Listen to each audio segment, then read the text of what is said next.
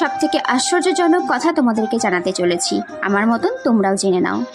ভারতের উত্তরপ্রদেশে রাজ্যের এই বারাণসী শহরে গঙ্গা নদীর তীরে অবস্থিত শ্মশান ঘাট। বারাণসী দশাশ্বমেধ এবং সিন্ধিয়া ঘাটের মধ্যবর্তী স্থানে এই অবস্থান। হিন্দু ধর্ম মতে দেবী মা সতীর কর্ণকুন্তল বা কানের দুল পতিত হয়েছিল।